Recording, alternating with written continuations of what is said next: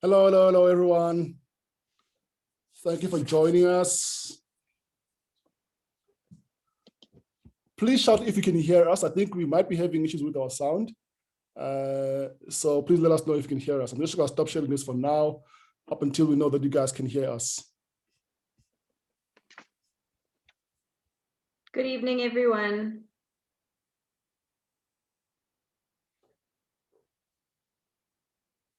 Good evening, good evening. Hi, Chris. Hi, Chris. Hi. Can you hear us, Chris? Okay. Can you hear both Spoo and Shayna? We are so well. Oh, great. Thank you. Oh, okay, that's good. Okay. For some reason, I can't hear Shayna. That's very strange. We're doing good. We're doing good. We're going to wait for a few people to join us as well. Thank you, Chris. Chris. So glad you are.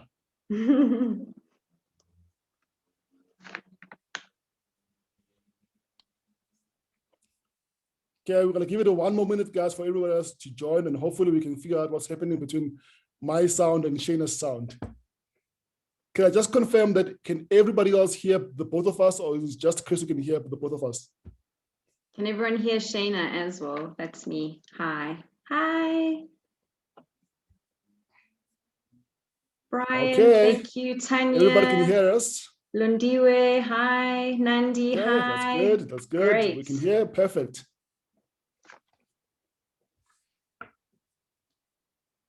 Okay, then I'm going to share the screen, and then we can get this party going.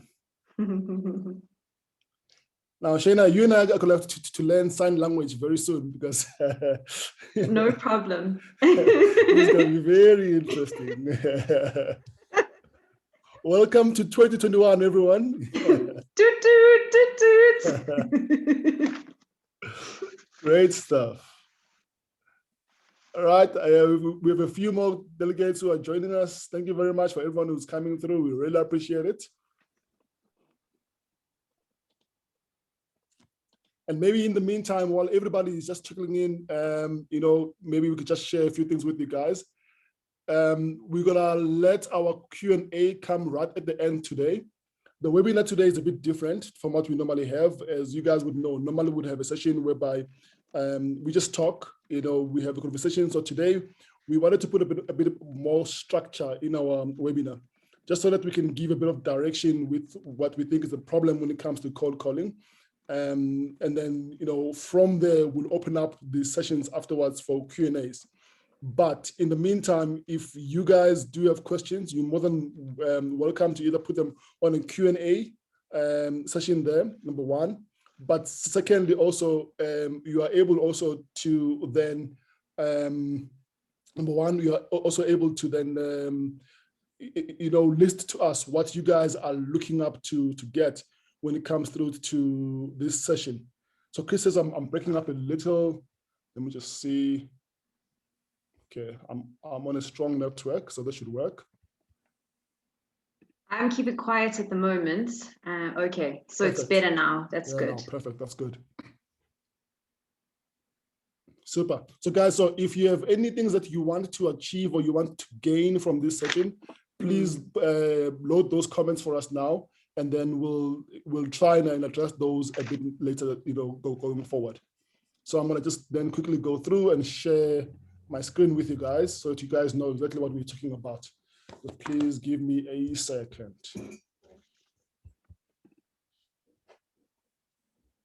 Super. And I assume everybody will be able to see my screen with what we have here today. So 10 reasons why your cold calls fails and how to fix them. And we are here to help. You don't have to be like that lady there who's just like frustrated. Funny enough, today I was interviewing somebody for another role for a client of ours, and I asked her, what is your strong skill that you say that you've got? And she said to me, cold calling. I had never had anyone say that, and I was so impressed. I hope they hire just for that reason, because I really find cold calling skill to be one of the most unique skills, and a lot of people struggle with the skill. But today we are about to change that. We're going to show that everybody who's here understands exactly how to at least fix 10 of those calls, of those mistakes that which you might have when it comes through to cold calling. I want to just stress this. There's more than 10, obviously, but we can't spend time on all of those 10. So we're going to spend time on just, I mean, we can't spend time on just beyond the 10 today.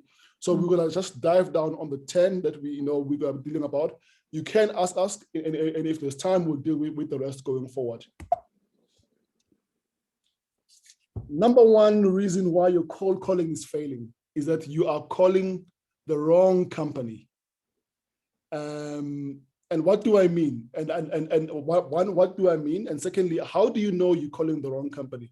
So if you always, have a lot of activity, so you're busy calling, you are calling, and everybody knows you're calling. It's not like the other sales guys that we speak to and we say, okay, so, do cold calling? Like, yeah, I do cold calling. Like, okay, so how many calls do you do a day? And it's like, I do 3. No, that's not activity calling, guys. I'm talking about if you really are doing your cold calls and you're really pushing, but nothing is happening, then you know that, one, you might be calling the wrong company. If you are having calls and you're speaking to people, actually, you're getting hold of them, but those don't result into a meeting, you might be calling the wrong company. If your message that you are saying to prospect does not resonate with them, so you're mentioning the pain points, you're mentioning something which they're struggling with, but nothing seems to make sense or they don't hear you nicely, it might just be a problem that you are calling the wrong company. Or if you are one of those sales guys who believe that your solution can be bought and you can sell to everyone, then you are definitely selling or talking to the wrong company. That's one of the symptoms which you can, you'll be able to know that whether you're calling the wrong company. And how do you fix that? We use what we call an ideal customer profile. And now we don't know who's on the call today in terms of your company size or who you've got involved there. A lot of times you find that companies themselves would have somebody who goes and actually helps with identifying what is our ideal customer profile or our ideal clientele as a company. And you need to have what you have, an ideal client. So this is your perfect client. This is where your sweet spot. This is where you guys know that this is where you guys thrive. And how you measure those, you need to have different attributes. And those could be a company size. So you say, listen, we only deal with companies that are between 1 to 20 employees, 20 to 100 employees. We only deal with companies that are turning over 100 million rands. We only deal with companies that are turning over 10 million rands. So that's your ideal customer profile that you want to have. We only deal with industry-specific clients. Now, sometimes you can have a product that sells through according to, in different industries. But when doing cold calling, it's important to lay down to the lowest industry that you're speaking to. So that when you do call to them, you can relate to them to where the struggle might be. And also, you don't want to say, our ideal client is when they have got these different attributes. Then you list those attributes. That's going to become your ideal client. Then if you have an okay client, somebody who's good, not an ideal client, you can say, okay, these guys are our okay client, our good client. We can speak to them, but the first choice is to speak to our ideal clients. Then we can have somebody who's then on the last, we say, these guys we won't touch. If a lead came through and it had those attributes, you wouldn't even call them. It's important then as a salesperson that where is it where you guys win? Where is it where that becomes your ideal client? So that's the first thing we want to do here. You need to fix your calling of the wrong companies. You cannot be calling everybody and expect to win. It's something which, as a salesperson, it took me a long time to understand. I thought the more I called everybody, I was doing my job, because I thought I would have a better chance. Like I'm calling, I'll have a better chance. But actually, no. I learned that if I stopped calling everybody and have my ideal client, I become better at what I'm doing. So what I would like everybody on the call, so you see that every time we finish giving you guys a bit of advice, we'll give you the next steps, which you guys must then do. You need to go and build your own target market. If your company does not have it, you can build your own target market because, as we all know, as salespeople, you are the CEO of your own company. So the first thing is for you to go and build your own target market, doing those things. What is my ideal client, my good client, and my no-go client? Shayna, over to you. Cool. So number 2, we'll wait for it to load, is you don't understand your product. And a lot of people will go, oh my goodness, what do you mean by that? But the most important thing is, obviously, when we phone and we pick up the call to call someone, is our first instinct is to talk about ourselves. But the most important thing is to understand for ourselves is, what would the prospects understand when we talk to them about our business? And often one of the symptoms that you get around this area is a prospect will tell you that they are perfectly happy with a competitor, or they can't understand the differentiation between indirect competitors and direct competitors. So it's really important for you guys as a company to understand the following for each of your product and service. What are the specific points that you are solving for that prospect?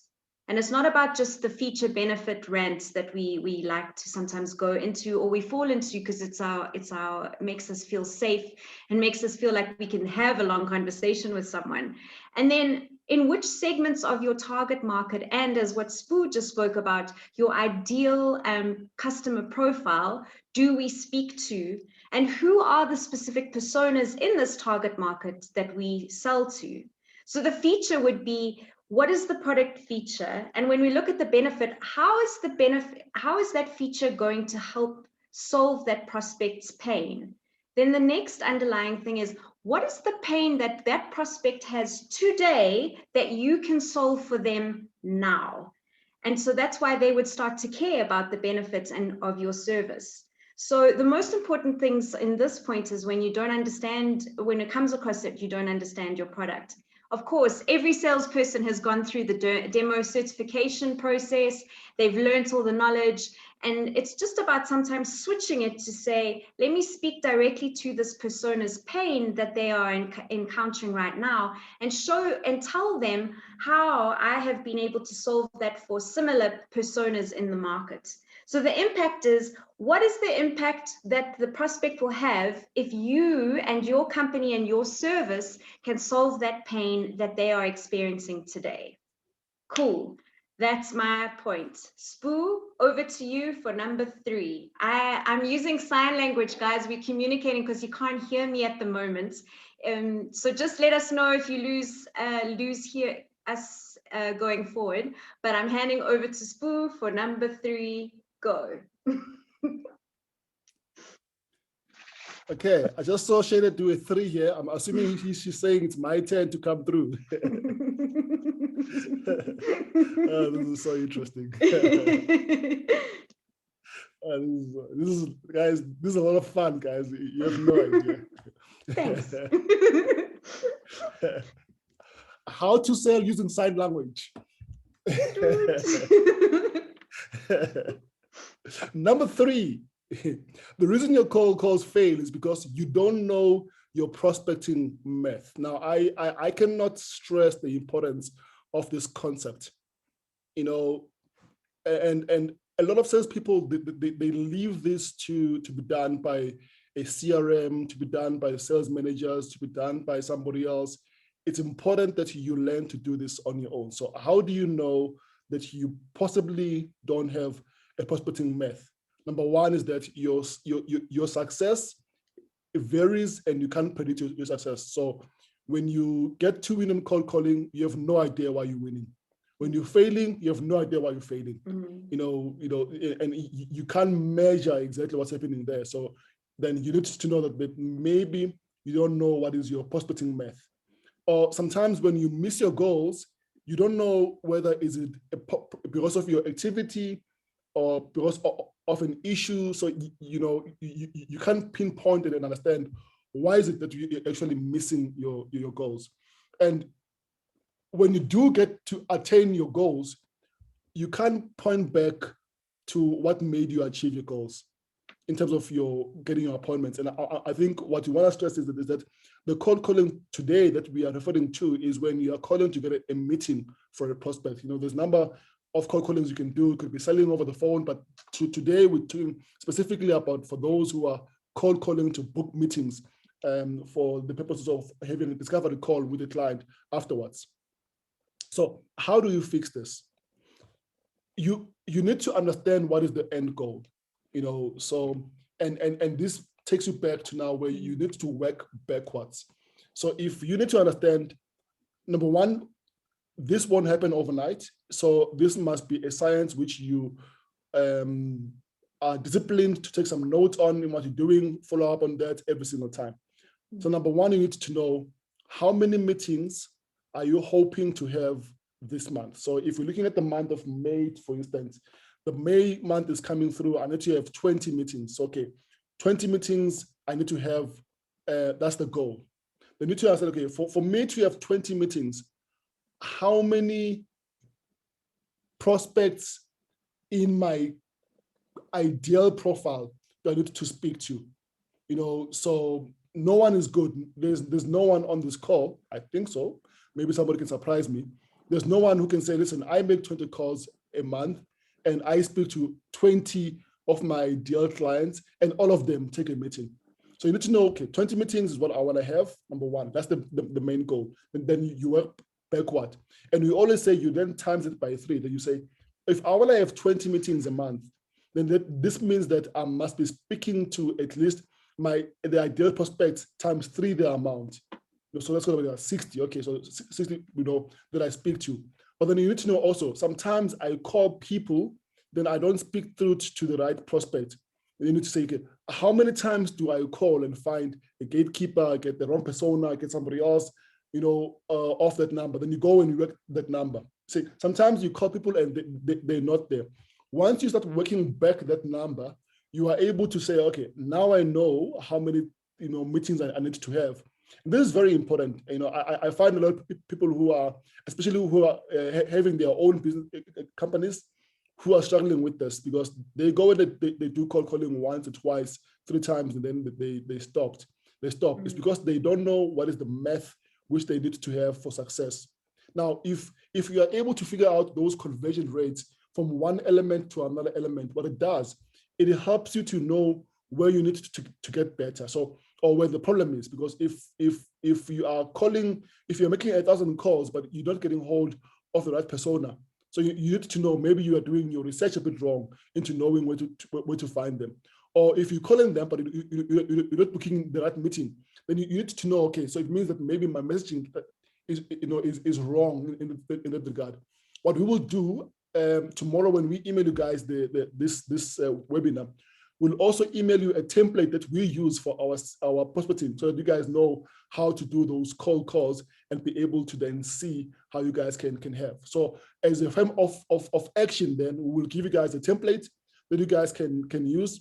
If there are any sales managers on the call today, I would encourage you guys to give this to your salespeople. And every meeting that you have for pipeline, for one-on-one, ask them, how are they doing? Are you calling so many calls? You know, how are you doing? And you find that the more you track this, the conversion rate will become better as time goes on, because you are able to know where the problem is exactly. Shayna, number 4. I'm ready. There you go. Cool. Okay, so you get emotionally involved in the outcomes that you cannot control.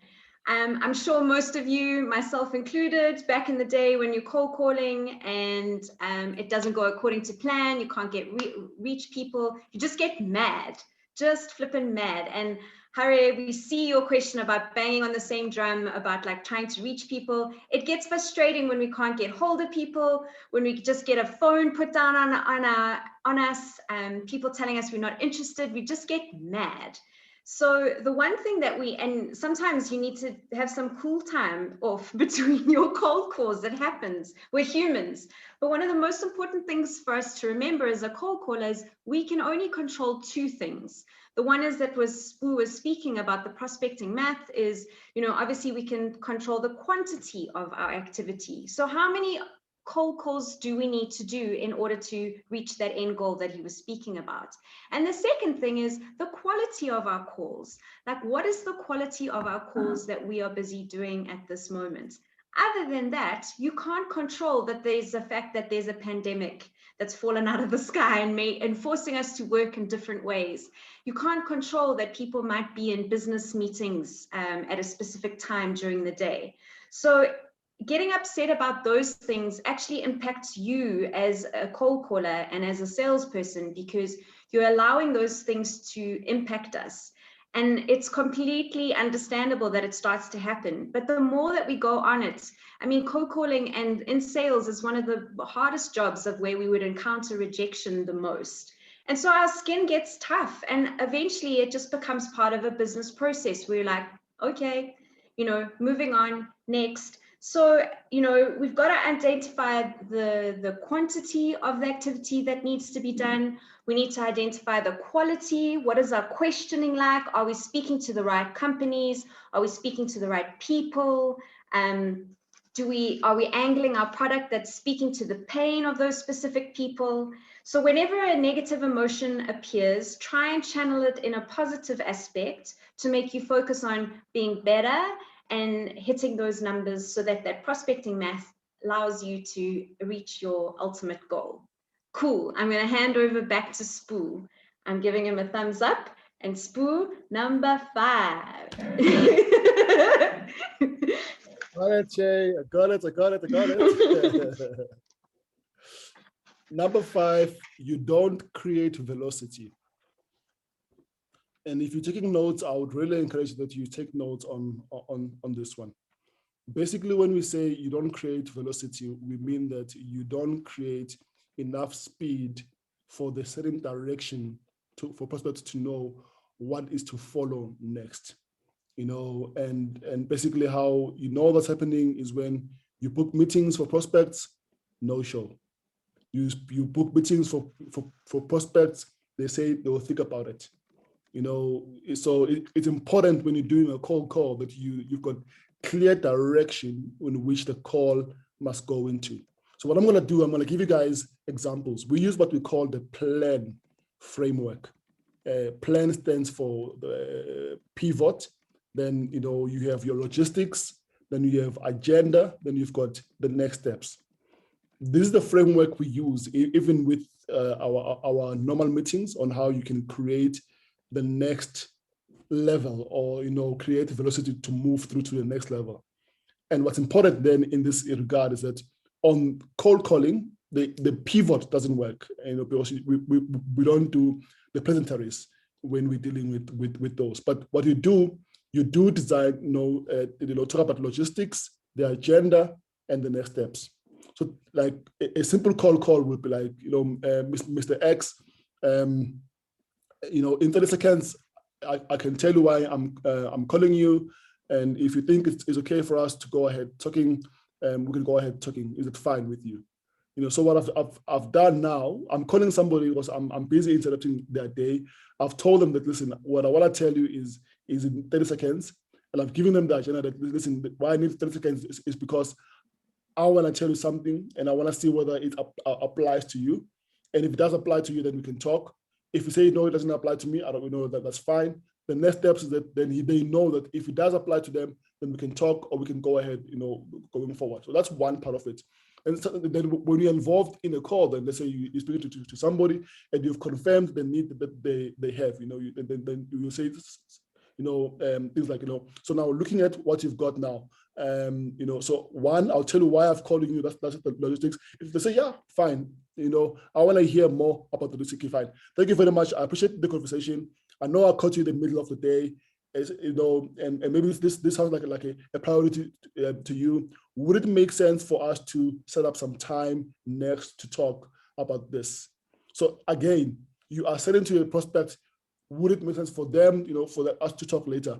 It's important that whenever you do a cold call, you always are planning or saying, what is the next step? What's going to be happening there?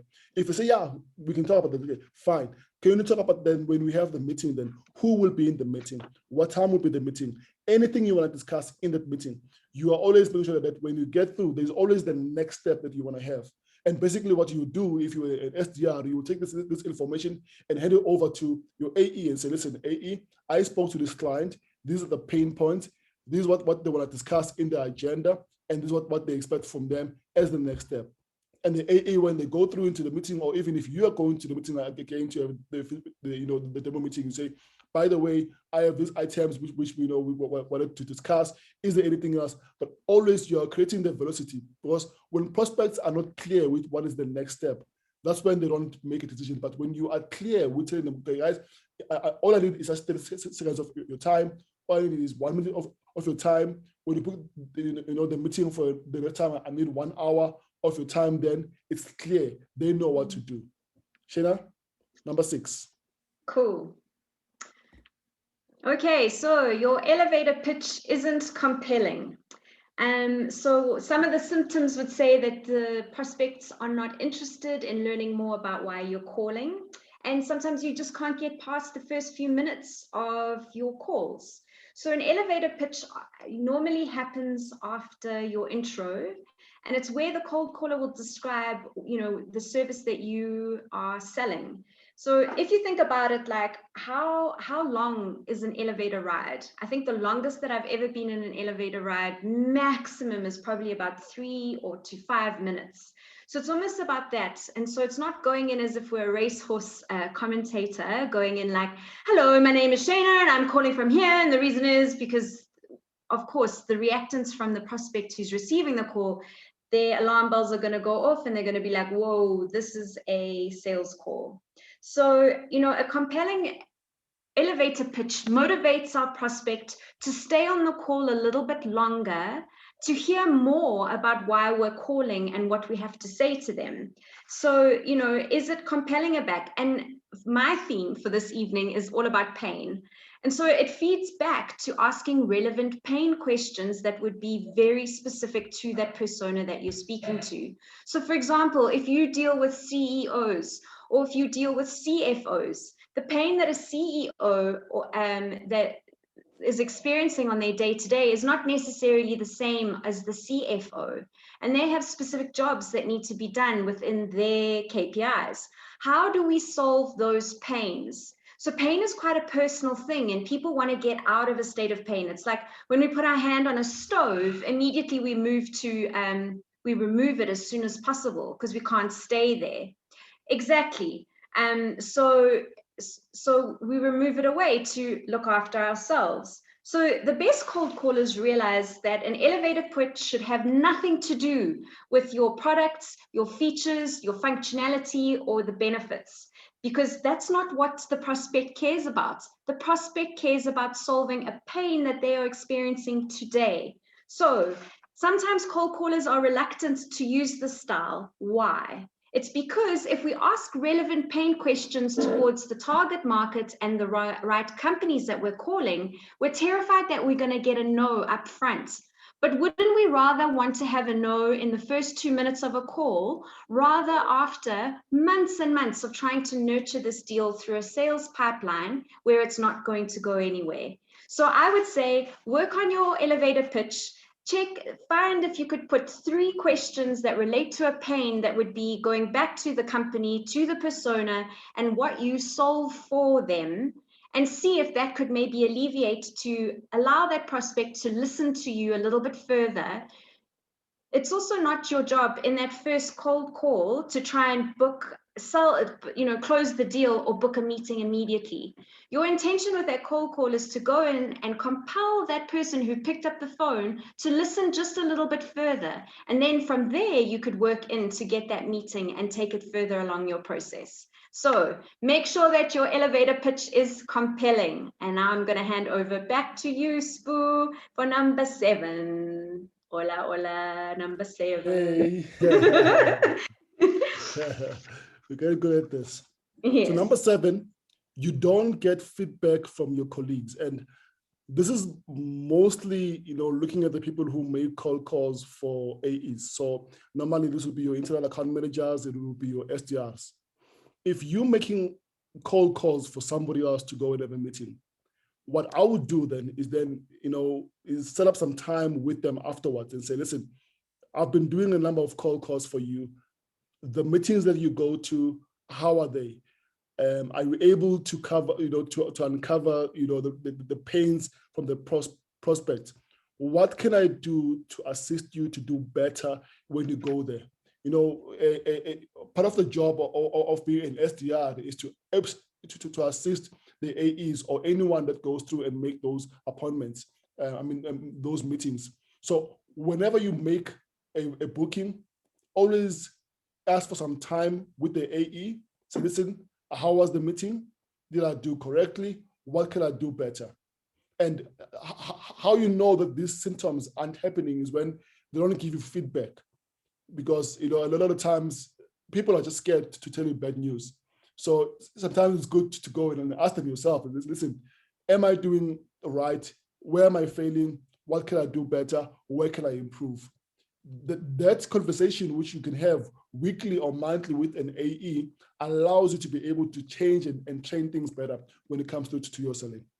Shayna, that's all. Quick one, this one. Cool. So back onto the theme of pain. Again, number 8, you don't uncover pain. So Stacey, I see you wrote CEO productivity and CFO finances or ORI. So thank you. I'm going to use those examples in what I'm talking about. So often the symptoms are there's lots of activity, there's little results, our calls are not converting into messaging, people are asking for more information, people want to think it over, prospects don't show up for scheduled meetings. I've had this happen personally to myself. I'm sure, well, I'm not too sure if some of you have, but these are the things. And one of the most important things for us to remember is our prospects are busy. And they're busy trying to appease their bosses. They're trying to make sure that they're doing the best job that they can at this point in time. So anything new that they take on should be able to benefit them. And how do we benefit them? By uncovering their specific pain. Because once someone starts to realize and understand their pain, you're able then to ascertain how it moves on their priority list. Is this something that they need to solve immediately, or is it something that they need to maybe discuss later along the way? And so through uncovering pain, we can then get into that priority path and finding out where this sits with our prospect, okay? So most people that we phone have been sold to so many times before. And so when you are getting a prospect to commit to meeting with your salesperson, they in essence are kind of buying into our sales process, which means that's also a lot of their time that they need to give over. And is this exploration of this product worth their time? So our questions then, straight off the bat, need to focus more on the pain points that your caller would be experiencing in their current moment. And the way that you can do that is you can look at other prospects or personas. So for example, Stacey, you gave me the example of the CEO who looks at productivity. If you're calling a new CEO at a new company, you could then talk and say, "Hi, Stacey. Typically, when we speak to CEOs, they are concerned about the productivity that is happening within their company. Or if we're dealing with the CFO for finances or the return on investments, we say, "Hi, Stacey." Typically, when we speak to CFOs, they are incredibly concerned about tight budgets and the ROI of new investments into their companies. And this is how is this something that's concerning for you? We allow them then to answer that question by giving them those pain points. So normally I'd say if you could put together 3 relevant pain point questions that you could ask, and then you can take it from there and see how it goes. It also allows you to practice. And so I'd say it's really important to practice, as Spoo mentioned before, with your colleagues, but it also allows you to practice so that you can get that messaging correct and you carry on. Cool, all good for me. Spoo, over to you to number 9. Thank you, Shay. I think the guys already saw that. I lost my mic now. So number 9, you don't manage your time well. And I'm pretty sure there's a few people who are guilty of this so much. And it's the number 1 failure sometimes, why guys don't do good excuse me, cold calling. How do you know? Number 1 is that your CRM hygiene is just not good. You got stuff which doesn't make sense on CRM. You only update just before the meeting with the manager. It's just time management issues. You always feel that you are rushed. So, you always feel that there's no time to, to be able to do anything. And most importantly, you don't have time for development. So you don't spend time to get better and develop yourself as a salesperson. Now, how do you fix this? Calendar. It's very important that you understand this. When you begin your week, by the time you begin Monday, you already should have an understanding how you want to spend your week. So, if you can go to your Monday and say, this is the time which I allocate towards cold calling. This is the time which I allocate towards my LinkedIn activities. This is the time which I will allocate towards my CRM updates. It's important to have the time planned out for the week where you can allocate this. You don't cold call on a fly. It has to be planned and put into something that you've got. That's number one. But secondly, even when you don't do cold calling, we don't advise you spend 4 hours in just doing cold calling, call after call. We advise you just to go in, do about 20 minutes, 25 minutes of a cold call, stand up, walk around for about 5 minutes, leave your computer, just forget about what you're doing there. 5 minutes, you go in and just walk around, come back, and then go again and do that. Every 25 minutes, stand up, let the blood flow and move and come back. You find that by doing that, you get the energy that you need to come back and be able to work. But also what it does, it frees your mind from cold calling. Because imagine this, cold calling is not nice, right? You keep calling and everybody says no. When you're able to walk around and smell the flowers and smell some fresh air, if you're working from home, go and play with your dogs or your kids, call them my monkeys, go and play with them for about 5 minutes. You come back and then you work again. It allows you to come back at a different level of thinking, or your mindset is just different there. It's important to learn that you need to be able to manage your time well. So what I do, every Sunday between 5 and 7, I've got a time where I've got, say, okay, this is my week that I've got. So obviously I would have had meetings planned from the previous week. I then have a look and see what my diary looks like for the week. And thank God for Microsoft, because now it allows you to always, have that focus time where for 2 hours a day, I know those 2 hours allow me just to focus and look at my day and my week where I need to be going. So what I do, which I would then suggest, pick a time, hopefully on Sunday in the evening, where you can write down the goals you have for the week, the plans you have for the week, put those in a calendar. The only way that I've seen people become amazing salespeople is when I look at their calendars, because it tells me that this somebody has got a calendar for prospecting, time for prospecting, but a time also for development, self-development, where they are listening to, podcasts, audiobooks, they are reading a book, they're going through our courses. That's how you know somebody wants to grow in their sales.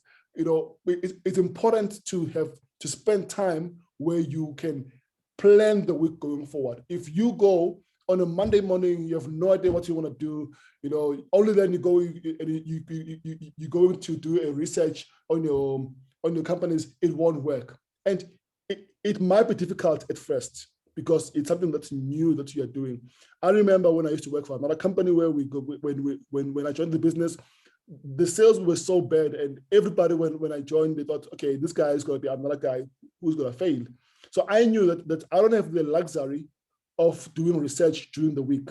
So what I had to do was to spend time, during the weekend. So during the weekend, I'll go into the office and I'll have my cold calling list, my list for Monday, my list for Tuesday, my list for Wednesday. When I was there on Monday, Tuesday, Wednesday, Thursday, Friday, I was doing cold calls. So if you are not behind, you might have to put in a few more weekends where you plan better, where you are able to then manage your time better. This will serve you, amazingly in the future. And the funny thing is that if you do that now, it will free up your time later, in your year as an SDR or as an AE, because suddenly your pipeline is so amazing, but you have all the time to yourself. So that's one thing I'll say. So this Sunday, sit down, plan for the week, see where you are. Do this for the next 2 months and buy me coffee afterwards. Back to you. Cool. Stacey, I just want to give you, so you asked, can we get examples of open-ended questions Open-ended questions, everyone, are typically questions that don't begin with a yes or a no. So that kind of closes down the conversation. You want to open up the questions and the conversation with your prospects. So typically that would be with using how, what, and why kind of questions. So how is this currently being run at your company? What is the impact that it's having at this point in time? And why is this currently frustrating? And who else is this impacting? So I hope that kind of answers those questions that you put in there. We'll come to your last points now. So guys, for me, number 10 is you don't watch film. Who, if I could see a raise of hands or everyone just putting into the chat, who loves to watch movies? Please, just post away. Yes, Dingani, thank you. 3 participants have raised their hands. So lots of people have loved to watch movies. Does anyone have a specific line in a movie that stays with them that you could share with the group, please? And you can direct message it to all of us. Don't be shy. Some hands have gone down again. Well, anyway, I don't know if anyone wants to add a line that stayed with you. It's all good. So the reason why I'm saying is cold callers, one of the number 10 fail is you don't watch film is you're not going back and listening to your recorded calls. No line in a movie that is completely stayed with us is Dingani and Gubi says, always be closing. Tanya, me. Oh, okay. Yes. Thanks, guys. Sorry, I got a bit lost in all the windows over here. My bad. I'm trying to communicate with Spoo as well as so that he gets all they don't call me die hard for nothing. Thank you, Tato. You gave me a line. So that got kind of delivered, right? But it wasn't like just off the fly that he delivered that in the movie, was it? It got practiced. So first of all, there was a script. And then he read the script and he practiced it and he said it. And as soon as it became ingrained or it became natural part of him, he was able to impart some emotion.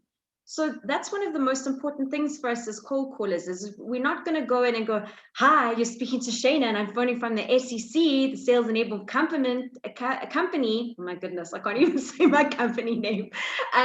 But all of a sudden, then it raises those red flags again. But if we're staying calm and we just go in and we practice what we're going to say to people rather than trying to wing it, it allows us to be able to listen to what they're saying to us, to be able to ask more encouraging questions. And when we are asking the questions, we are ultimately in control of that conversation. The best athletes go back and watch their games so that they can learn and be better for the next time. Chess masters go and review their matches. The best cold callers listen to their conversations with the prospects to understand what they could have done better. And then again, it goes back to record your calls, listen to them, and then practice as teammates. Go and role play. As Spoo mentioned before, like spend time with your colleagues and get their feedback. Make a time blocking session for that where you can role play every day. People can bring forward and share that knowledge of what you are encountering on the phones. And as a team, you can then come up with solutions of how you can answer those questions. It's not about going into mortal combat and fighting off resistance and going into battle. It's about opening up those conversations and asking more honest questions so that you can get the honest answers from your prospects. Cool. Okay. So Dan, I am done. I just want to check if Spoo can see what's been written. Dan, I see your question here. If you could give me a few minutes, guys, I'm just going to see if Spoo can see what I've sent him also via WhatsApp. We are trying to wing it here. I got you. Oh, yay, no, I great. got you. I can read your lips now, hey? Fantastic. Spoo, can you see what people have written in the panel? Super. So I want to just get down and finish this first. Then from there, we'll go back and answer all the questions that we have and all the Q&As, because I want to stop the sharing so that I'm able to read nicely. Okay, cool. Great. Super. So guys, a very quick one is that, so we've just shown you guys about 10 reasons why your cold calls fail. So there's a book written by our partners in the US. I think you guys already know them, Corey and Hillman, 46 reasons why your cold calls fails. So it's available from us. You can buy it for $350, and that includes the delivery. It comes with a workbook, which you can download online, and you can be able to then use some of the stuff which they teach from there. That's number one. Secondly, is that if you want to do a cold calling course with us, we do have one. It's an on-demand course that you can use and download online and watch online. I think a lot of people on the call have already used it. We have a few testimonials of the guys that have used the course and have been able to successfully, get the results from there. What I'll do when I stop the sharing here, I will put the link where you can find the course. If you guys have any queries with, what this course can help you out with, please let us know. If there's anyone here who's a sales manager, I recommend you get your guys on this course. Actually, we had somebody who did this course. It was the last day, I think. They just joined a new company. Don't do the same thing, please. But they just joined a new company. They love the course so much that they resigned from the company and started their own business because they said to themselves, if I can do cold calling like this, I'll never again have to work for anybody else. So we really believe in this course. Absolutely amazing what it can do. So I'm going to stop my sharing now so that I'm able to read some of those comments. Then we'll be able to answer those Q&As that we have for people. Cool. We have about 10 minutes. Let's go back here. So I'm going to first go to the Q&As. Okay, great. So just the comments for now. So that's good. But I want to go to the questions and see what we can answer from there.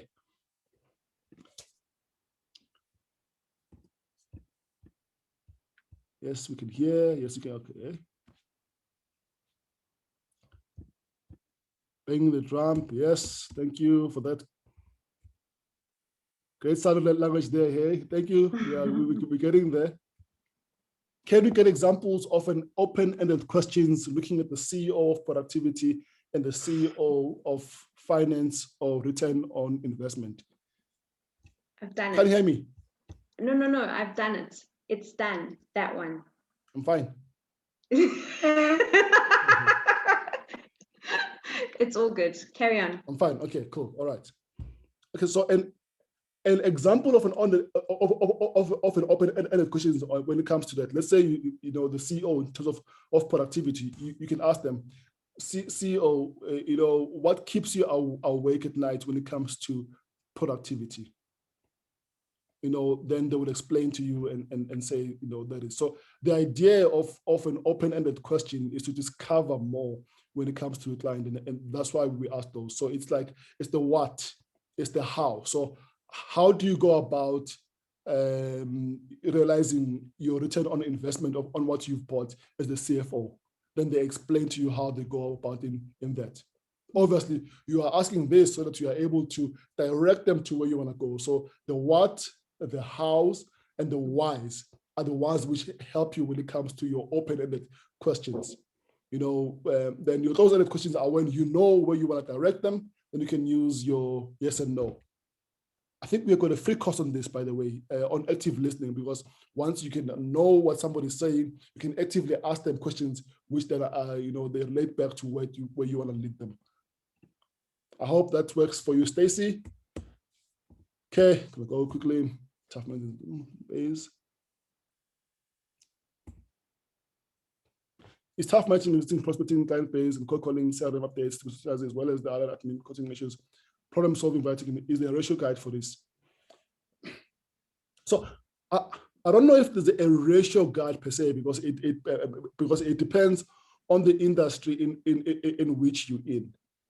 Number one, I would say, and I say this with the utmost respect for everyone who's here on the call, especially the companies that are here, because they pay us. Salespeople are not admin people.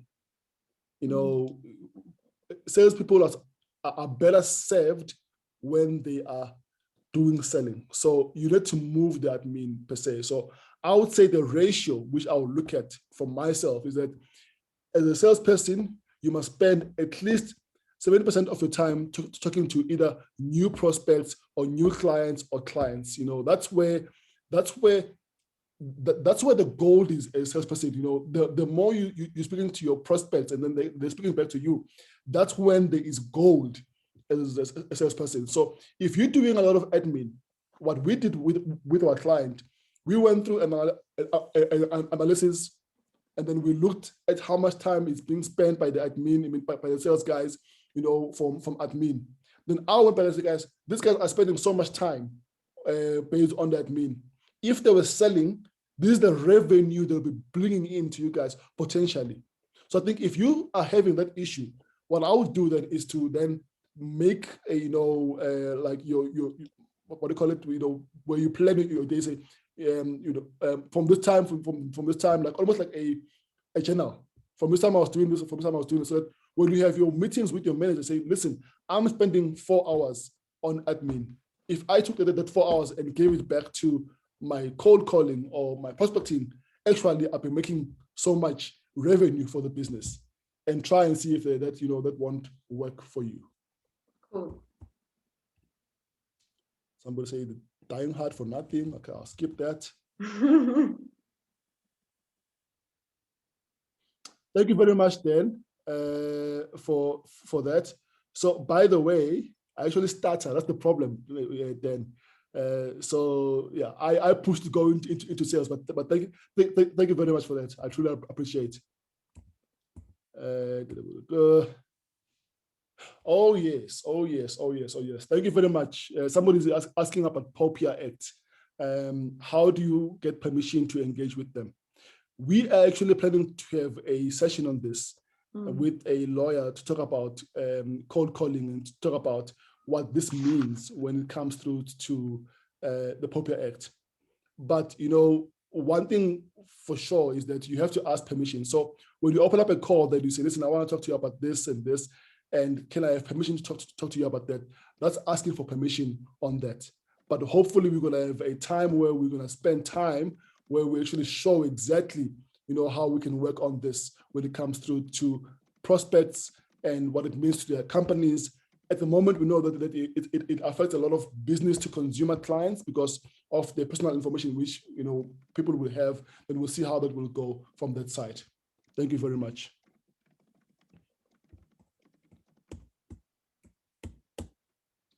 Super.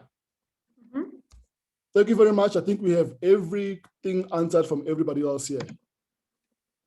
Yes, we do. We do indeed. Thank you so much for attending, guys. It was lovely to be on a webinar with you again. We'll be in touch again. As we said, we're probably going to be looking at the POPIA Act. Have a lovely day. Get in touch with us if you have any questions or queries, and have a beautiful evening. Cool. Thanks, guys. Bye-bye. Enjoy. Bye, everyone. Yes.